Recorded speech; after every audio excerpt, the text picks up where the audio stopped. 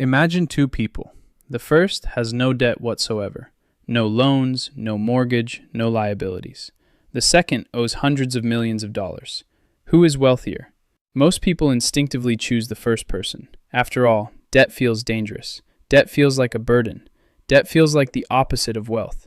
But in reality, some of the richest people in history have belonged to the second group.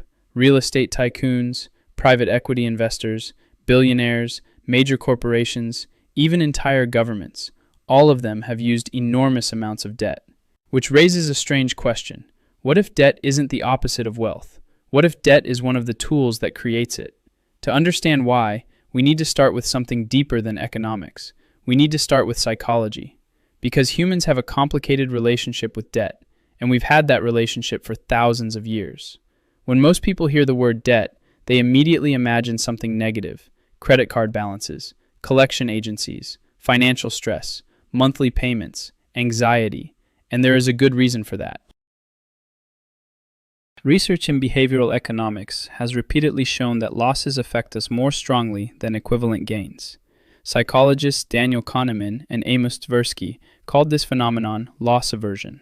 In simple terms, losing $1,000 feels worse than gaining $1,000 feels good. Our brains evolved to pay special attention to potential threats, and debt often feels like a threat, even before any actual financial damage occurs. This emotional response makes sense from an evolutionary perspective. For most of human history, survival depended on avoiding catastrophic mistakes.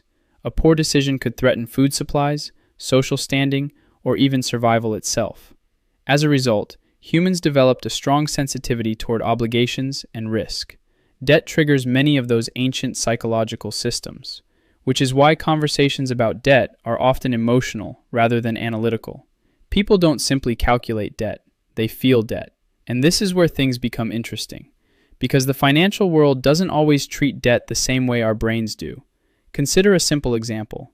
Imagine borrowing $10,000 to buy an expensive vacation. The money is spent, the vacation ends, the debt remains. Most people would agree this is not an ideal financial decision. Now imagine borrowing $10,000 to purchase equipment that allows you to start a profitable business. The debt still exists, but now the borrowed money has created an asset capable of generating future income. The debt is the same. The outcome is completely different. This distinction may be one of the most important concepts in finance. Debt itself is not inherently good or bad. What matters is what the debt purchases. And this is where many discussions about wealth become confusing, because wealthy individuals often use debt very differently from everyone else. Most people think of debt as something that takes money away. Many wealthy people think of debt as something that helps them acquire assets. The difference sounds subtle, but it changes everything. To understand why, let's look at one of the most important concepts in economics: leverage. Imagine you want to purchase a small apartment worth $200,000. You have $20,000 available. Without borrowing, the purchase is impossible. With financing, it becomes possible. Now imagine that over time the property's value increases. You still invested only $20,000 of your own capital, but you benefited from the appreciation of the entire asset.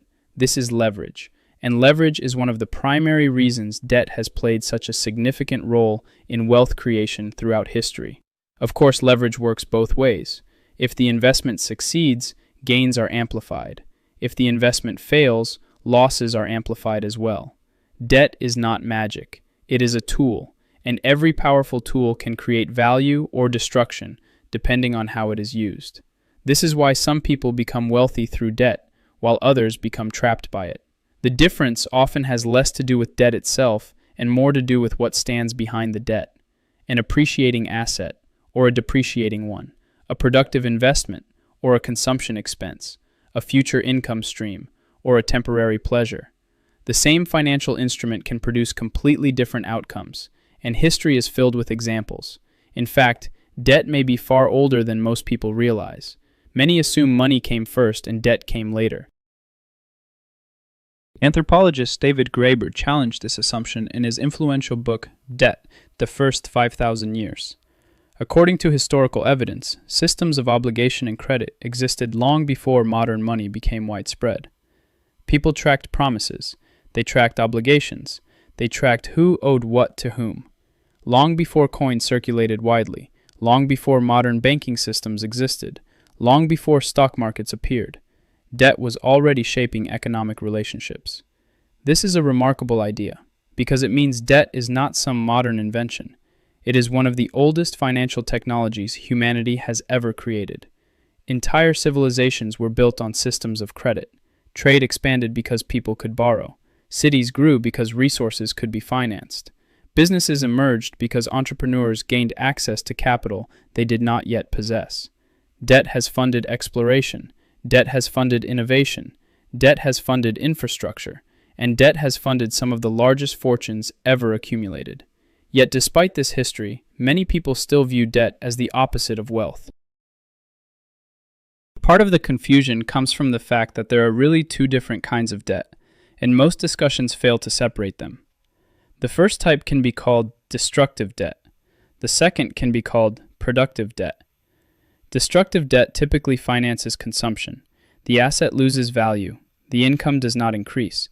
The liability remains. Examples are easy to find. High-interest credit card balances, luxury purchases that rapidly depreciate, consumer spending that creates no future return. In these situations, debt often reduces future financial flexibility. The borrower sacrifices tomorrow to consume today. Productive debt works differently. Productive debt finances something capable of creating future value. A business, certain educational investments, income-producing real estate, equipment that increases productivity, assets that generate cash flow. The debt still exists, but the borrowed capital has a purpose beyond consumption. This distinction explains one of the great financial paradoxes of the modern world. The same word, debt, can describe both a financial trap and a wealth-building tool. Which one it becomes depends largely on what the money is used for. And this brings us to a question that surprises many people. Why do wealthy individuals continue borrowing money even when they already have enormous amounts of it? If someone is worth hundreds of millions of dollars, why not simply pay cash for everything? The answer reveals another hidden aspect of wealth, because money has opportunity costs. Every dollar spent is a dollar that can no longer be invested elsewhere.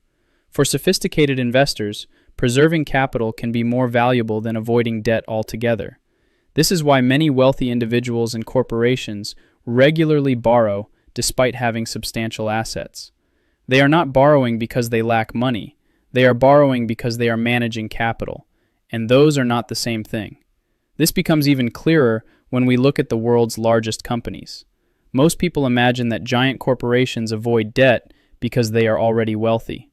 The reality is often the opposite. Many of the most successful businesses on earth regularly borrow billions of dollars, not because they are desperate, not because they are struggling, but because debt allows them to allocate capital more efficiently. Imagine a company that can borrow money at 4% interest while investing that capital into projects expected to generate 10% returns.